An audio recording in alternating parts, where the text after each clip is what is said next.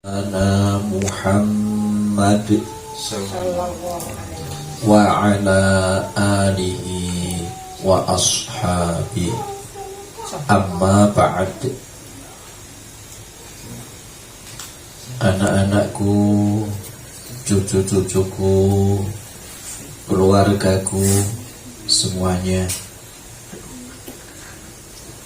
yang semoga senantiasa dirahmati, diberkati, diridhoi dan dilindungi Allah Subhanahu wa ta'ala. Amin. Puji syukur, alhamdulillah, kita panjatkan kehadirat ilahi Rabbi Allah Subhanahu wa ta'ala azza wa jalla, karena limpahan nikmat, rahmat, barokah, hidayah, taufik serta ridhonya. Alhamdulillah, malam ini, malam Kamis, sebagaimana biasanya kita bertemu dan berkumpul untuk niat bertolabul ilmi atau ngaji, ingin senantiasa menambah terus ilmu, wawasan tentang agama kita, agama Islam, dengan penuh harap mudah-mudahan ke depan keberadaan kita sebagai hamba Allah ini semakin sempurna pengabdian kita kepadanya. Tentunya tidak ada siapa atau apapun yang kita harapkan selain daripada hanya mengharap ridho Allah Subhanahu wa ta'ala. Semoga Allah meridhoi kita semuanya. Amin. Namun sebelum lebih jauh, mari kita baca dulu doa awal majelis, ya. Sebagaimana biasa, kita memohon diberi tambahan ilmu, kita memohon kepada Allah diberkati pikiran, akal yang cerdas, sehingga mudah memahami ilmu yang akan kita cari nanti. Mari kita baca doanya. Bismillahirrahmanirrahim. Raditu billahi rabban wa bil islami dinan wa bi Muhammadin nabiyyan wa rasulah. Rabbi zidni ilma warzuqni fahma. Rabbi shrah li sadri wa yassir li amri wahlul 'uqdatam min lisani yafqahu qawli. Amin. Amin ya rabbal alamin. Ya Allah ya Rabb, kabulkan doa permohonan kami. Selanjutnya, segera kita akan memasuki kajian kita yang kemarin kita sudah memasuki bab sholat. Kemarin sudah kita bahas, sudah kita ketahui terkait dengan sholat ini. Pertama adalah pengertiannya. Masih ingat ya? Pengertian sholat. Jadi kalau ada saudara kita atau orang lain bertanya apakah sholat itu. Nah, ini berarti mencakup masalah pengertian sholat. Maka jawabnya adalah dalam bahasa Arabnya ya, as-sholatu lughatan ad-du'a, wastilahan hiya aqwalun wa af'alun muftatahatun bitaslim wa muhtatamatun bitaslim. Mbah masih ingat tahun 67 waktu itu mondok di Magelang, di Payaman Magelang, belajar ilmu fikih dengan teks bahasa Arab ya. Pengertian sholat itu seperti itu. Jadi as-sholatu lughatan ad-du'a, wastilahan hiya aqwalun wa af'alun muftatahatun bit takbir wa muhtatamatun bit taslim. Coba Kak Uya, tadi Mbah belajar kayak gitu tahun berapa? 1970. Di Uyan, di Uyan. Di Uyan di siapa? Kairan di. Ya. 60. Mbah tadi belajar kayak gitu tahun berapa?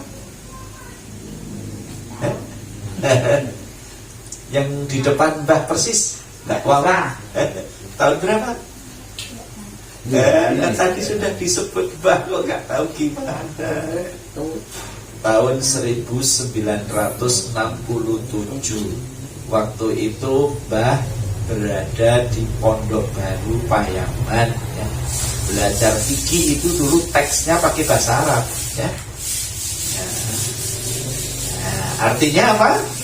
Sholat menurut bahasa artinya doa. Apa kalian? Doa. Kalau diterangkan itu diperhatikan biar paham. Jadi sholat menurut bahasa artinya doa. Sedangkan menurut istilah, menurut syariat Islam, sholat adalah beberapa ucapan dan beberapa perbuatan yang diawali dengan takbir dan diakhiri dengan salam. Nah, itu pengertian sholat. Sedangkan dasar hukumnya, dasar perintah tentang sholat sangatlah kuat karena bersumber dari Al-Quran langsung. Kalau Mbah katakan Al-Quran itu berarti bersumber dari firman Allah Subhanahu wa ta'ala. Bahkan sholat 5 waktu ini melalui perintah langsung. Ibadah-ibadah selain sholat itu melalui utusan. Jadi Gusti Allah mengutus malaikat Jibril alaihi salam agar beliau menyampaikan perintahnya kepada Nabi Muhammad sallallahu alaihi wasallam. Selain sholat itu hampir semuanya melalui utusan. Jadi Gusti Allah mengutus malaikat Jibril menyampaikan wahyu perintah tentang puasa, perintah tentang zakat, ya, perintah tentang infak sedekah, ya, dan ibadah-ibadah yang lainnya termasuk haji itu melalui perantara malaikat Jibril. Sedangkan sholat langsung ya. Kemarin Mbah sudah ceritakan peristiwa Isra Mi'raj di mana Nabi Muhammad sallallahu alaihi wasallam ya di Sidratul Muntaha sana ya indaha jannatul ma'wa, dekat dengan surga al-ma'wa, dekat arash, ya. Nabi Muhammad mendapatkan perintah langsung tanpa utusan, ya, yaitu bahwa beliau diperintah mengerjakan sholat, ya, beserta seluruh umatnya. Pelajaran ini bisa diambil ibrah bahwasanya betapa pentingnya ibadah sholat itu. Orang perintahnya saja perintah langsung tanpa melalui utusan. Tentu kalian bisa membayangkan sendiri, ya. Wah, perintahnya langsung, ya. Kalau misalnya seorang gubernur, ya, memberikan perintah langsung, ya, tanpa perantara bupati, wali kota, camat dan sebagainya, langsung. Nah, ini pasti, ya, sesuatu yang sangat penting. Dan anak-anakku, cucu-cucuku semuanya, rahimakumullah. Nah, oleh sebab itu fungsi ibadah sholat ini, ya, karena pentingnya menjadi amal yang menjadi tolok ukur, ya, semua amal ibadah kita. Artinya kalau sholatnya itu baik, maka seluruh amal ibadah kita akan mendapatkan nilai baik.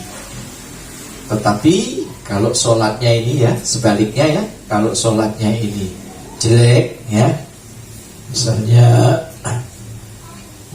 sering bolong, ya, sholat yang sehari semalam ini jumlahnya berapa? 5 waktu, hanya dilakukan 2 waktu saja, 3 waktu saja, yang lainnya ada yang godang-godang, ada yang bolong-bolong, ya, alias sholatnya termasuk jelek. Hati-hati, itu besok dapat mempengaruhi seluruh amal yang lain ikut menjadi jelek. Sekalipun sudah haji, ya, terus haji pikun, ya, sholatnya keset, sholatnya bolong-bolong, waduh, ya, jangan-jangan hajinya ikut mendapat nilai tidak baik karena sholatnya tidak baik. Ngomong-ngomong, ada yang salah terima, orang sudah haji itu, ya, ada yang salah terima, salah paham.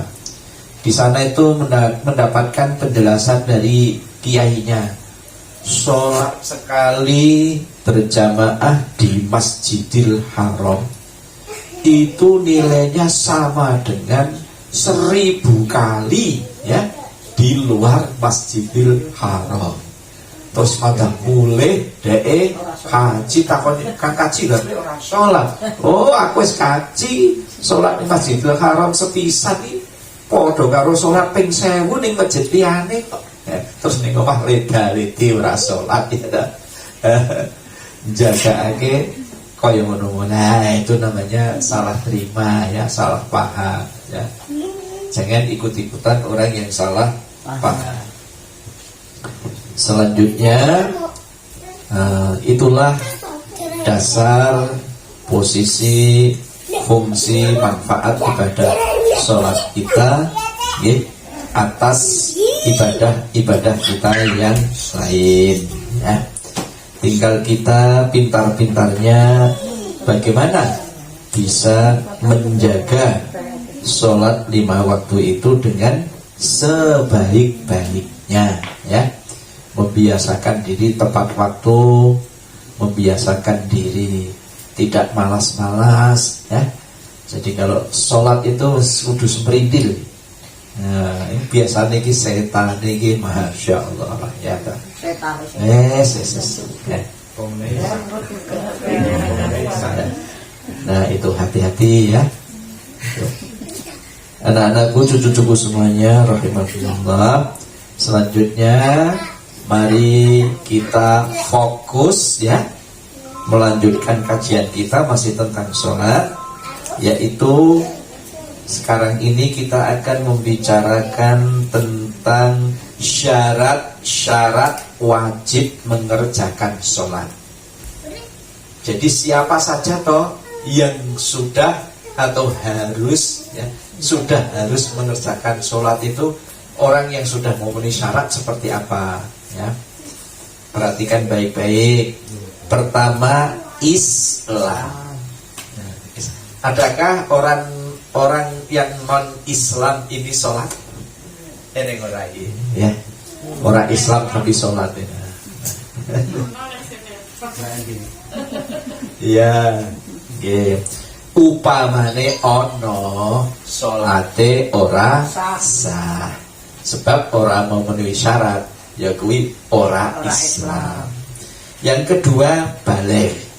Nah, terkait dengan balik, kemarin Mbah sudah cerita panjang bagaimana mulai balik, kapan mulai baliknya seorang anak laki-laki, kapan mulai baliknya seorang anak perempuan. Kemarin sudah dibicarakan, ingat-ingat itu. Yang ketiga, berakal sehat. Akalnya sehat. Maksudnya orang kentir, maksudnya orang edan. Ya, pernah Mbah itu ditanya seorang jamaah, yaitu tentang wajibnya sholat dengan dalih keset, malas, aras-arasan ya. Umpamane kok malas, gek malas ngono, mboten sholat niku pripun ya. Ya jawabku yo ngene. Ya kena wae ta. Ning nek sesuk nek wis mari kentirmu kowe kudu sholat. Jadi akalnya harus sehat. Orang gila, orang akalnya yang tidak waras, tidak wajib melakukan sholat. Jurono guyuran nek ben ora wajib lakoni sholat enake. Jangan. Orang nilai harga kemanusiaan itu adalah terletak pada sehatnya akal.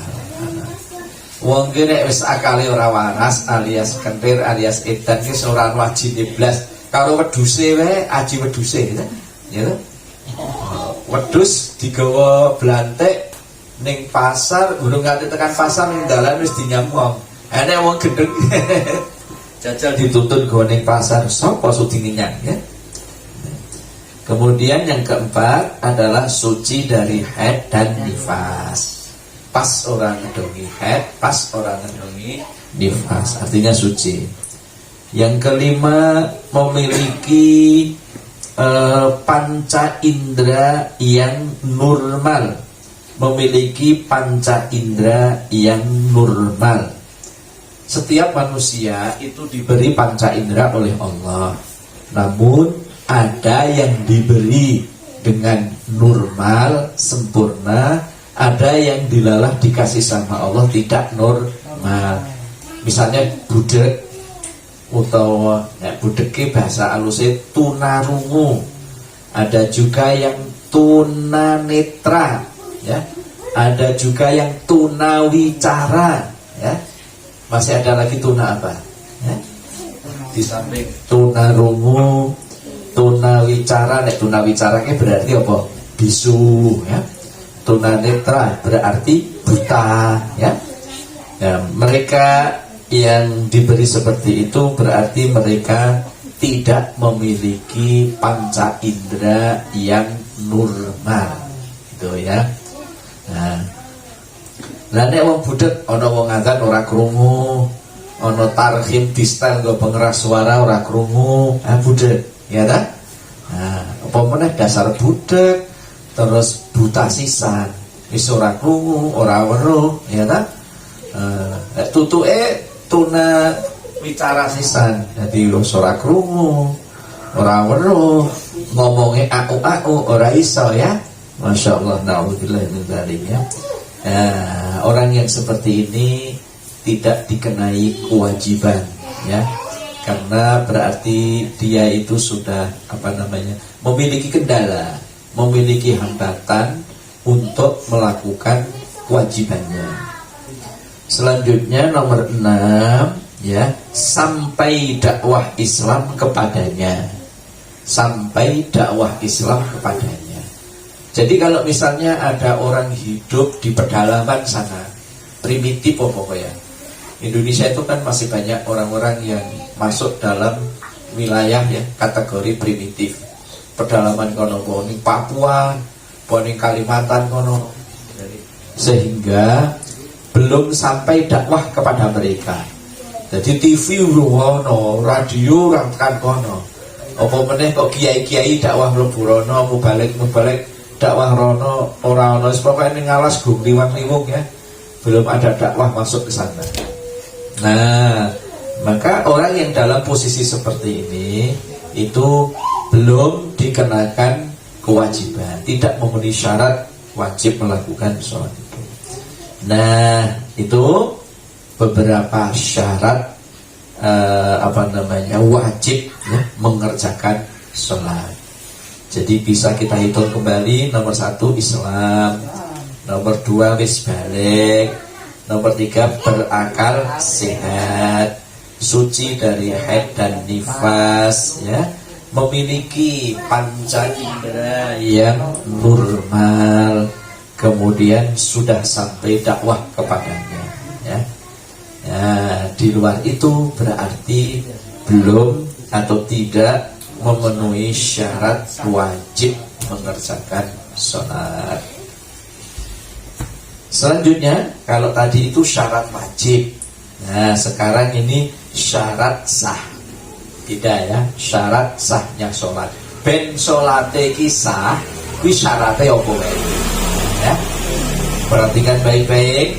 Nomor 1, suci badannya dari hadas besar dan hadas kecil. Kalau dia nanggung hadas kecil, solusinya harus wudu. Kalau hadas besar, solusinya harus mandi. Nah ya, itu syarat sahnya. Yang kedua, suci badannya, pakaiannya, dan tempat sholatnya dari najis. Nah ini, katanya kita harus ketika sholat harus checking dulu. Pertama apa? Badannya. Yang kedua pakaiannya. Yang ketiga tempat sholatnya. Nah, dicek kapan ono najis tidak memenuhi syarat tidak memenuhi syarat sahnya sholat. Nah, mohon maaf ini. Nah, terutama masalah pakaian ini adalah yang mencakup dalam pakaian dalam. Nah, ini Mbah itu ingat waktu zaman kecil dulu. Zaman dulu itu kan langgar itu kan langgar itu kan panggung. Zaman dulu tuh langgar itu panggung. Kalau Arif sudah nggak menangi ya langgar panggung ya. Langgar panggung itu ya papan itu lah, terus ada serambinya. Itu setiap sholat, mohon maaf ini, katok kita yang cerah deh.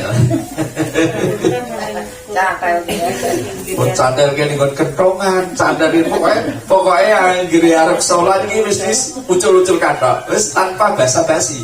Ning serambi ngono wis teko diselikakin copote katoke ning ngene serambi, cantelake ning kono ya. Ning serambi ngono. Jadi dulu itu kalau pas sholat itu banyak katok yang cerantel di serambi sholat zaman dulu. Pokoknya saiki ini jelas saru, ini dia benar-benar terjadi. Ya, jadi mbah-mbah kita dulu itu hati-hati di dalam rangka menjaga ya ben sholate sah ki pakaiannya kan kudu suci. Di antara pakaian yang kita curigai nya ora suci ya, mbok kena macet ngono ya sithik atau apa ya. Nah, itu kan celana dalam ya. Nah, karenanya itu katoke dicopot ya gitu. Jadi kemarin Mbak sudah menjelaskan ya, bedane suci karo resik ya. Resik be suci ki beda. Nah, contohnya iki sing cetha ki ngene iki. Rukoh seminggu ra dikumbah, ning ora kena najis, berarti jek suci ya. Ning wis ora resik. Ya, itu beda. Padha wae ya, celana dalam itu entes nganggo entes salin. Kan ya mesti perkiraannya rumangsane isih resik. Nah, tapi nek kena macet sithik ngono. Lah, iki berarti wis kena najis, berarti wis ora suci. Iji resik jane ning wis ora suci. Iji resik mergo entes salin. Ora suci mergo macet kena. Aku coba aku tak coba gara-gara macet. Jadi nek arep salat wajib dicek ya badannya, pakaiannya, tempat sholatnya. Tempat sholatnya itu maksudnya berarti termasuk apa? Sajadah yang akan kita gelar untuk sujud. Selanjutnya yang ketiga, menutup aurat. Nah, perhatikan baik-baik, menutup aurat. Auratnya laki-laki dalam sholat adalah anggota badannya antara pusat dan lutut. Pusat itu wudel maksudnya. Jadi anggota badannya waket wudel midun nganti dengkul. Waton sing nutupi mau nek ge ruku, nek ge sujud, dengkule ora ketok bisa. Ya ki wong lanang. Dadi wong lanang salat mbek ngrigo asal wudele iki ketutupan ya. Dengkule ketutupan miduse gawe rukuk ge sujud ora njelingkap dengkule iki wong lanang. Ngono. Lah nek Mekah ki nek pas ihram nganggo pakaian 2 lembar iki padha ngrigo bloko wis bloko wis. Ngono ki koron lembar tok kuwi ora ono dalaman wis ora ono apa-apa. Ucul ya sembah. Ya ta. Ngono ae.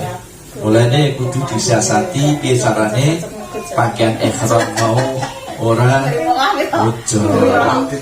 gendeni Mbak aja kocok-kocok Mbak nek ucul piye. Ya, salah satu strateginya ya pakainya memang harus gitu ya. Terus disabui kuwi luwih mantep ya. Disabui gitu ya. Lah nek wedok auratnya dalam sholat adalah seluruh anggota badannya kecuali muka dan 2 telapak tangannya. Kecuali muka dan 2 telapak tangannya. Telapak kaki termasuk aurat. Mulane nek tuku ruko aja sing cupet, mendingan sing landung. Sing nek salat iso nutupi telapakane sikil iso ketutupan. Ngono. Terus nek aja golek model tapi golek fungsine, yang diutamakan fungsinya. Ngono. Menurut pengamatan Mbah ya, banyak mengamati orang-orang perempuan sholat pakai rukuh yang model segitiga, pakai rukuh dengan model yang lengannya ada cantelannya, diceblok ke ngendriji ya. Itu lebih aman dari sisi menutup aurat, itu lebih aman yang model yang lengannya panjang kemudian ada cangkolannya ditangkol ke ngendriji. Maksudnya apa ini jadi nek sholat iki mau wedok nek pas ini Allahu Akbar sikute ketok wirasa karena auratnya kelihatan ya, auratnya terbuka ya. Terus nek pas sujud telapakane sikil ketok ora sah karena auratnya kelihatan. Nah ini syarat sahnya ya, jadi harus menutup aurat. Lah nek rupa sing model ngene ana cantolane ngene ge ngene ketarik ini kan tetap nyantol aman ya. Jadi Potongan ini mesti ketok. ya. Nah kalau rukoh yang model potongan gitu agar aman auratnya tertutup, ya pakai baju lengan panjang ya, lengan panjang. Terus apa namanya, bagaimana yang dibolehkan tanpa itu telapak tangan itu maksudnya ini loh yang diginikan, Ini ketutup. yang gini, yang gini tertutup ini yang boleh kelihatan itu ini. Nah, yang ini totoknya ini, yang luar ini termasuk aurat, termasuk harus ditutup, harus ketutupan, itu ya. Harap diperhatikan, ojo nganti awake dhewe iki wis kangelan, tetapi ternyata belum memenuhi syarat sahnya. Jadi ilmu badir iman-iman, ya.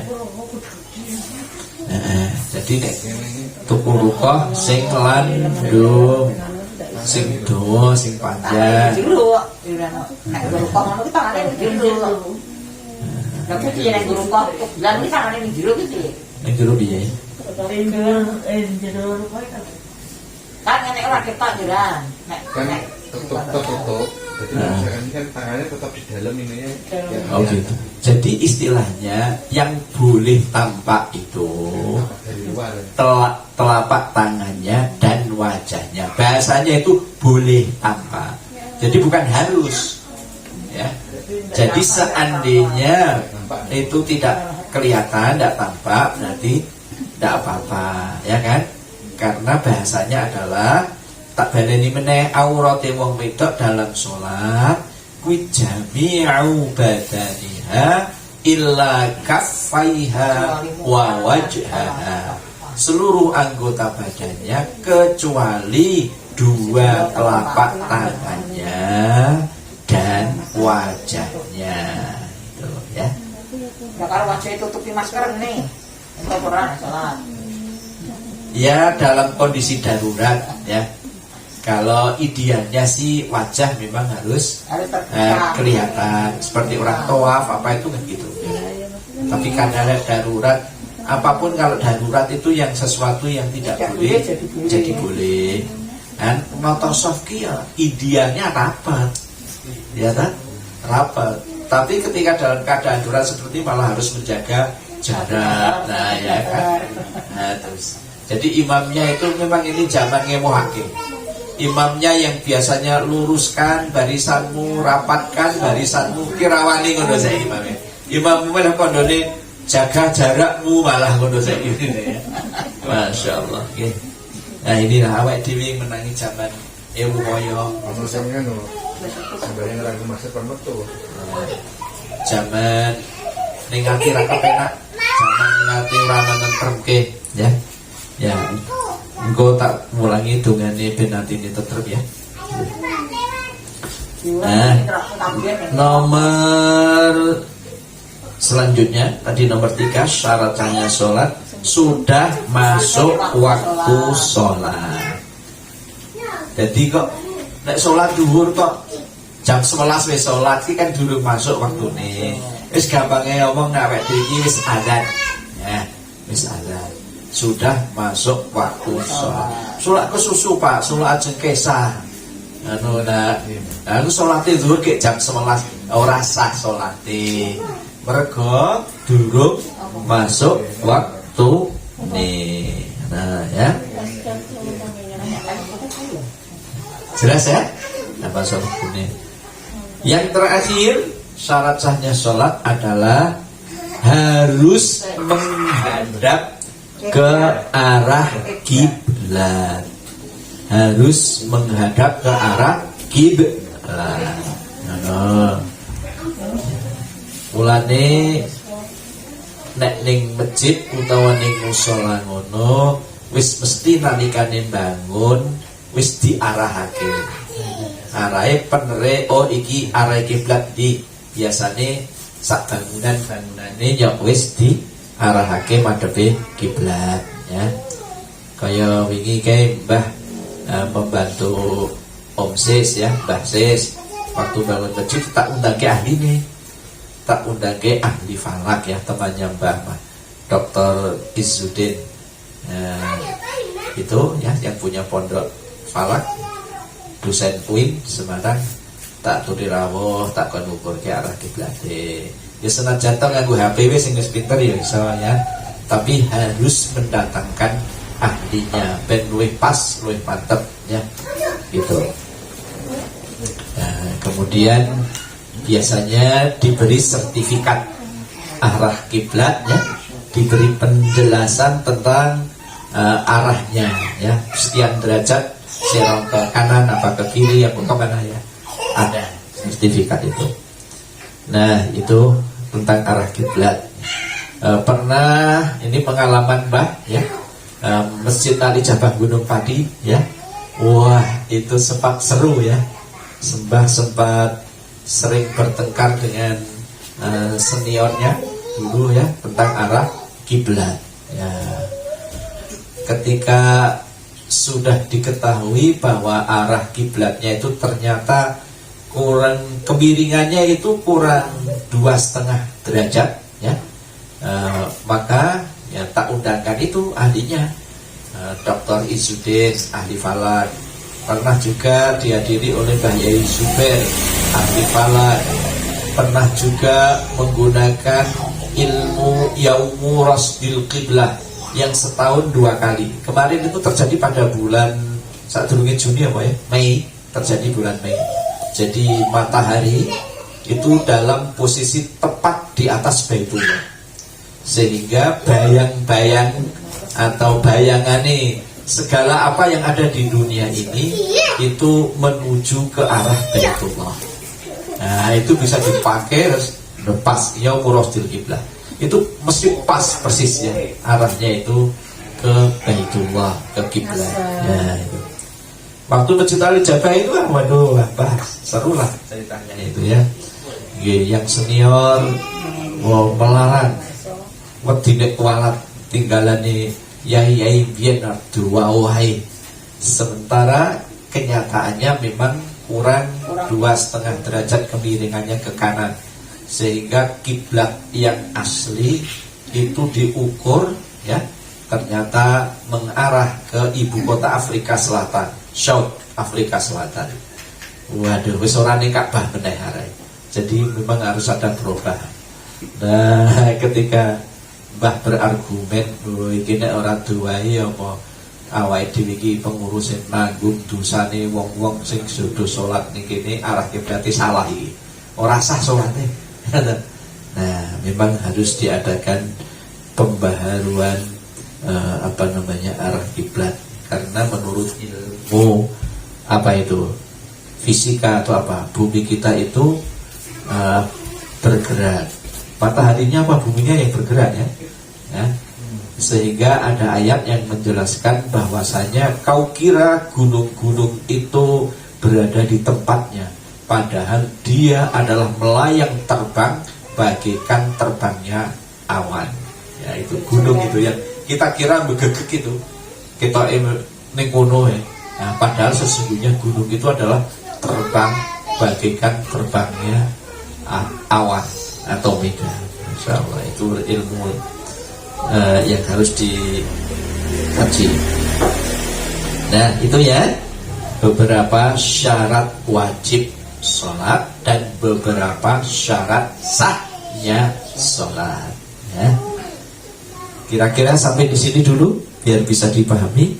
Tentang sholat ini banyak banget, ya, nah, cabang-cabangnya atau ilmunya, ya, sehingga memerlukan perhatian yang ekstra khusus, ya, agar kita dapat memahami dengan seksama dan mempraktekkan sholat ini dengan benar dan baik.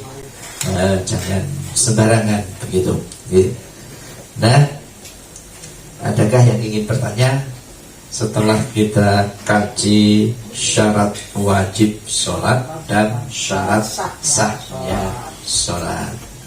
Monggo. Ya.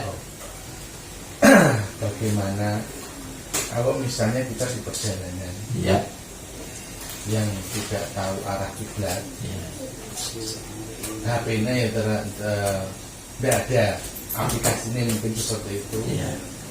Terus kita untuk menentukan arah kiblatnya itu bagaimana? Oh ya, berarti yang dimaksud ini perjalanan jauh banget, ya. Kalau perjalanan semisal Gunung Pati Tegal, Gunung Pati Solo, ya, yang hanya ditempuh dalam ukuran sejam atau 2 jam. Apalagi yang jalan tol sekarang sudah dilengkapi dengan rest area, dan di rest area itu sudah dilengkapi dengan fasilitas termasuk antara lain masjid, ya kan? Nah, itu no problem, tidak masalah ya. Jadi yang pertanyaan Pak Dalif ini adalah perjalanan jauh, misalnya numpak pesawat, ya lah, orang ngerti lor, orang ngerti gitu. Ya, numpak pesawat, ya? Wayai sholat, nah ini. Nah kalau perjalanan khusus, maksudnya khusus kayak gini, padahal umroh bareng, ya dah.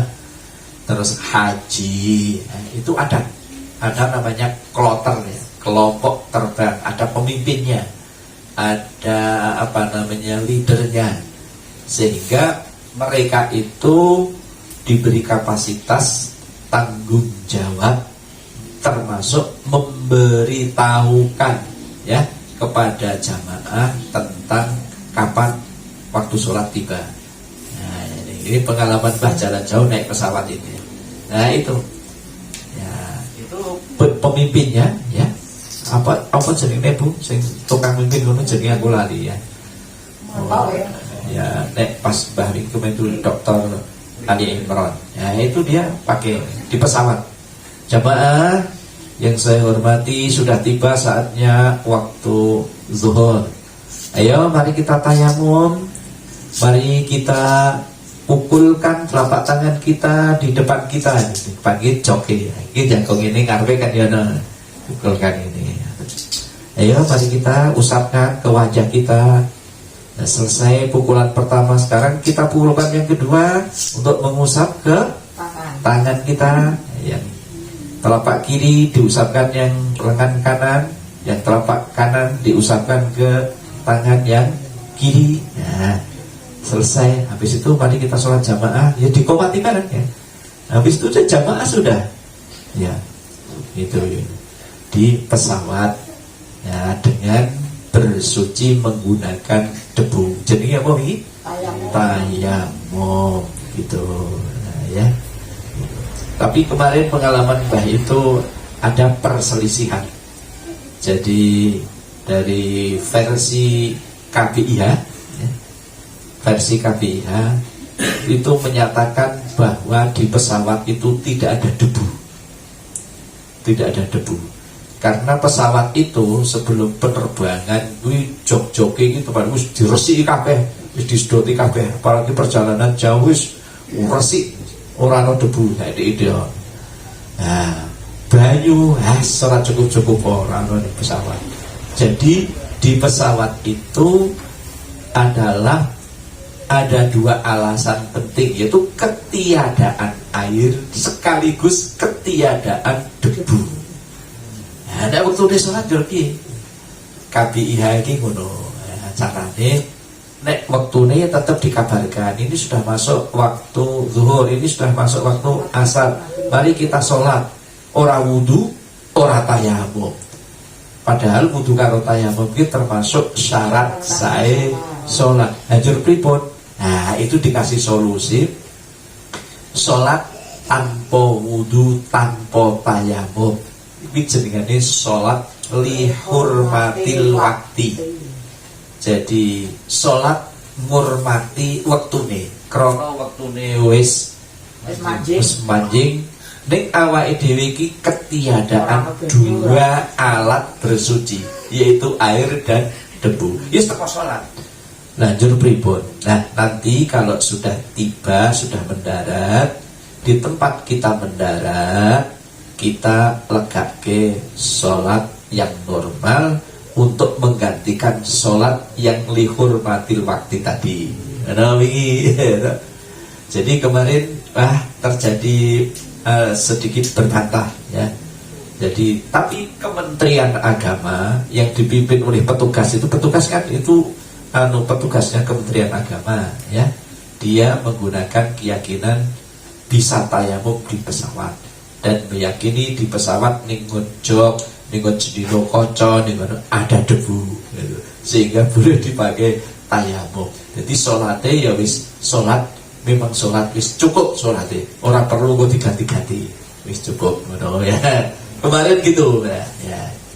Nah gitu. Jadi kalau madhepe piye? Madhepe piye? Tadi pertanyaannya menghadapnya. Ya menghadap ke arah mana kendaraan saat itu menghadap.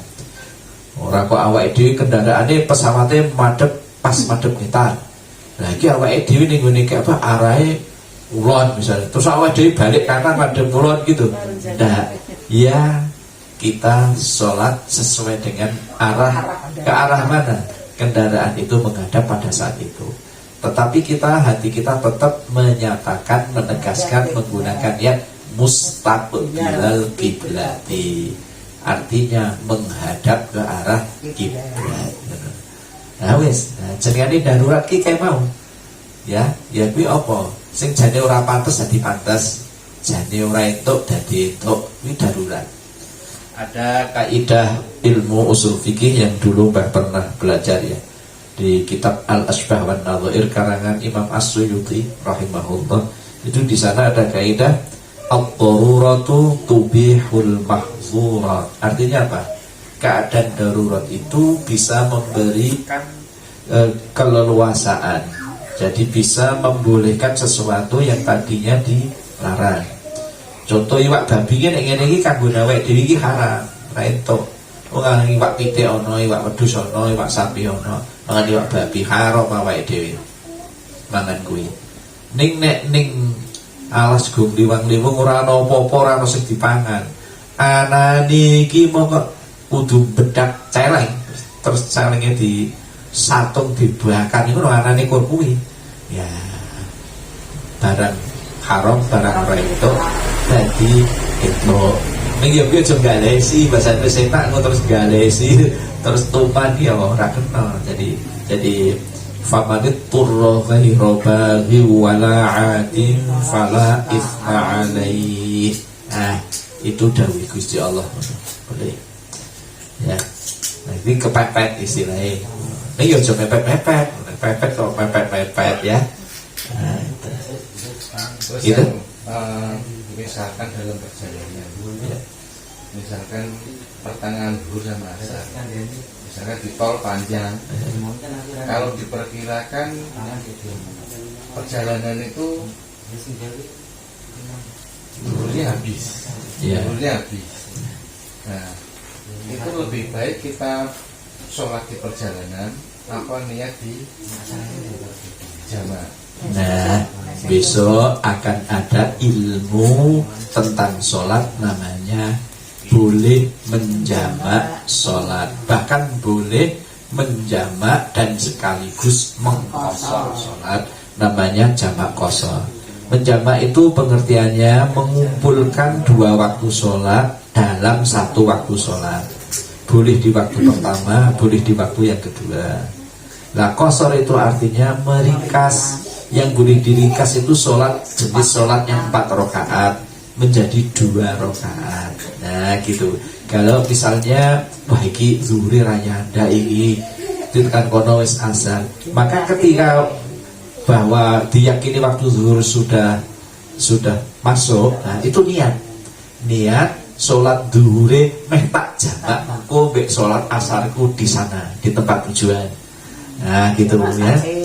Nah itu besok kalau sudah sampai bab menjamak dan mengqashar sholat pasti akan sampai ke sana. Kalau ngajinya ini ajak Allahumma amin. Ya. Kan karena pandemi kan kayak kemarin di pusat perbelanjaan itu kan saya lihat ada yang sholat tapi tidak pakai mukena karena memang tidak disediakan mukena. Akhirnya dia sholat hanya pakai pakaian. Memang tak lihat pakai kaos kaki, cuma kan tangannya kan kelihatan, itu berarti kan tidak sama. Ya, yang boleh kelihatan tadi apa? Telapak tangan. Ya itu saja yang harus dijaga. Berarti luar ini termasuk harus tertutup. Ya. Kalau misalnya bisa diatasi dengan kaos tangan, misalnya, ya, praktis ya. Jadi pamane wong wedok iki nggo kathok lando, kaos kakian, nggo klambi dawa, kaos tangan, ya. Iya, praktis ya. Terus pakai kudung yang sing wajah tok sing kan sudah menutup aurat. Ya, kan? Nah, terus untuk laki-laki itu kan ada yang bilang kalau pakai peci gini kalau menutupi dahi. Oh iya. Ya itu besok pas kita akan sampai membahas rukun sholat. Di antara rukun sholat itu adalah ada sujud. Nah, sujud itu ada anggotanya. Anggota yang harus disujudkan itu apa saja, yang harus menempel ke lantai itu apa saja. Antara lain bathuk, ya bathuk itu apa? Jidat ya. Kemudian 2 telapak tangan, 2 lutut, sama jari-jari kaki. Nah, kalau tadi pertanyaannya bathuke tadi itu jidatnya itu ketutupan ketutupan peci. Nah, ini masalahnya kan njur anggota sujudnya rupane bathuk iki mau terganggu, terhambat sehingga tidak bisa nempel ke lantai. Nah, jadi anggota sujud itu harus menempel ke lantai. Ya. Ada 7 anggota sujud itu. Bahkan ada yang mengatakan 8 ya. 7 kuwi bathuk itu 1, 2 telapak tangan berarti loro telu, 2 lutut berarti 4 5. Terus jari-jari kaki kiwat tangan berarti kan 6 itu ya. Ada yang menambahkan 1 dari sisi madhab lain, yaitu termasuk hidung berarti 8. Berarti nek nekuk mboten ada ya? Apa? Nek pas kaki nekuk ini mboten ada. Kaki oh mboten sah. Jadi jari-jari kaki ini harus berdiri. Harus berdiri. Besok kita praktekkan kalau sudah sampai situ ya. Kita praktekkan ya. Ya kecuali nek sakit. Semel. Orang semalak ya. Obat pun yang ini ya. Semuanya kalau ada yang sifatnya kasuistis begitu, itu dikembalikan lagi kepada darurat. Nah itu tadi ya. Lah pasnya seorang sujud itu muter sih. Basis almarhum. Kan mesti jajar aku sholatnya dia. Jadi nek dulu iki muter sik dadi raine balik-balik ngono ya.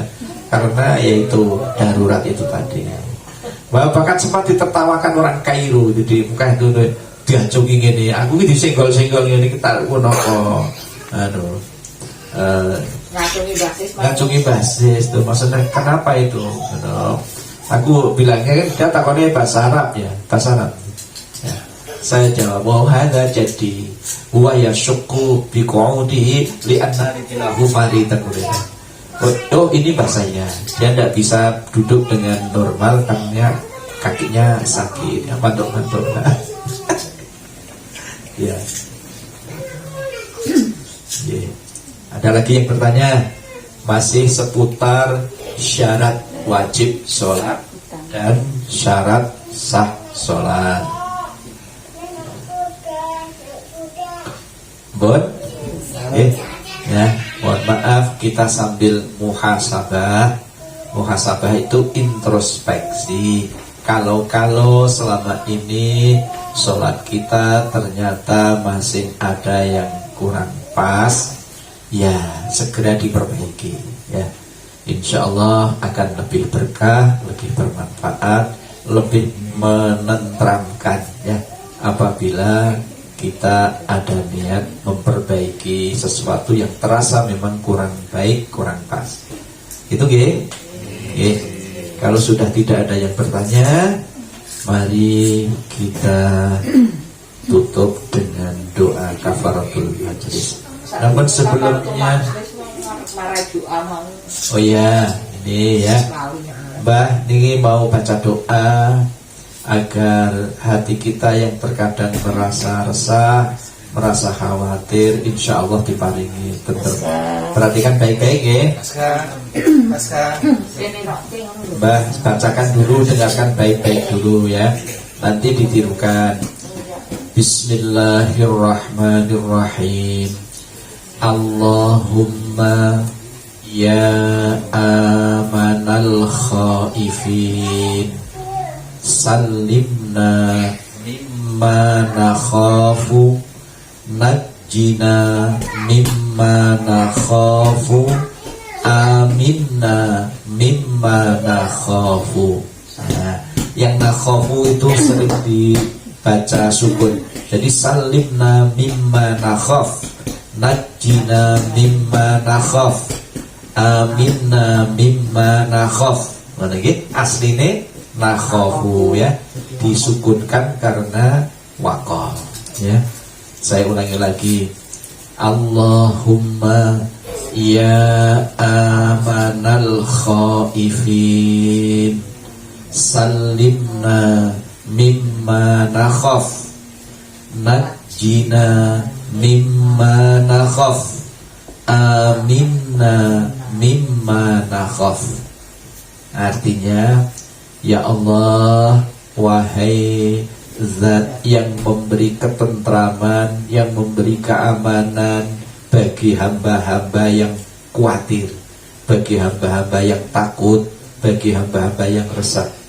Selamatkan kami ya Allah dari apa yang kami takutkan. Selamatkan ya Allah dari apa yang kami takutkan.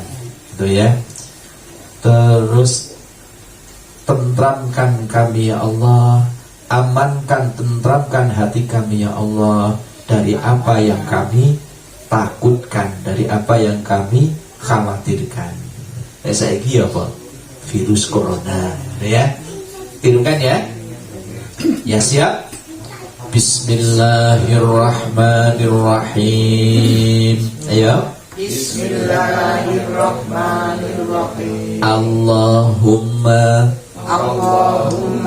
ya amanal khaifin, ya amanal khaifin. Allahumma ya amanal khaifin, ya amanal khaifin. salimna mimma nakhaf, najjina mimma nakhaf, aminna mimma nakhaf. Nah, gampang tak? Ya? Pendek. Peleni. Allahumma ya amanal khaifin, salimna mimma nakhaf, najjina mimma nakhaf, aminna mimma nakhaf. Burine podo kursi beda ke salimna, najjina, aminna. Sampai Allahumma ya amanan khaifin. Ya, udah ya, mudah-mudahan barokah manfaat. Mari kita tutup. Bismillahirrahmanirrahim. Subhanakallahumma wa bihamdika asyhadu an la ilaha illa anta astaghfiruka wa atubu ilaik. Alhamdulillahi rabbil alamin. Wallahul muwafiq ila aqwamit thoriq. Wassalamualaikum warahmatullahi wabarakatuh.